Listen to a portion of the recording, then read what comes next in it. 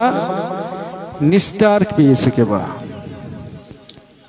আচ্ছা, তা কলিতে চৈতন্য মহাপ্রভু সিদ্ধান্ত দিয়েছেন বৈষ্ণব সেবা আর নাম সংকীর্তন দুই করো এক, অচিরাত পাবে শ্রীকৃষ্ণ চৈতন্য চরণ। তাহলে বৈষ্ণব সেবার মহিমা কলিতে প্রচার করলেন কেন? কারণ কলির জীবের তাদের আয়ু অল্প, এদের হরিভোজন করার সময় নেই। কারণ একটা বাচ্চা যখন জন্মগ্রহণ করে, যখন ছোট থেকে তিনি মৃত্যু পর্যন্ত হয়, তাহলে আমার দেহটা আস্তে আস্তে পরিবর্তন হয় এবং আমাদের আশ্রয়ও পরিবর্তন হয়।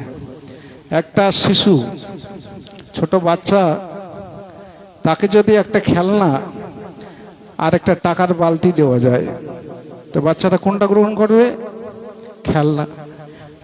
টাকা কিন্তু সে বুঝবে না। কিন্তু যদি একটা যুবক ছেলে ওই সময় আসে, সে কি খেলনা নেবে? সে টাকা জানে। তাহলে আমার আশ্রয়টা কি ছিল? শিশুকালে আমি টাকা জানি না, আমি শুধু শুধু খেলনার বস্তুকে নিয়ে পাগল থাকি। আচ্ছা, ওই বাচ্চাটা যখন যুবক হয়ে যায়, তাকে খেলনা দিলে নেবে? নেবে না। তখন কি? উপার্জন।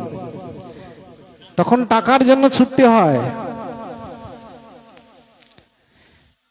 তাহলে আমরা তখন অর্থ উপার্জনের জন্য দেশ বিদেশে ঘুরে বেড়াই।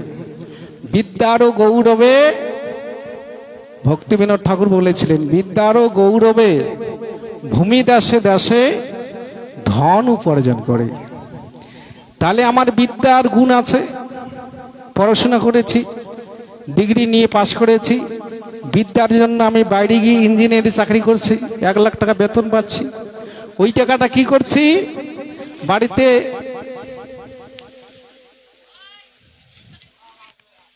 বাড়িতে বউ বাচ্চা, পরিবার পোষণ পালন করছি।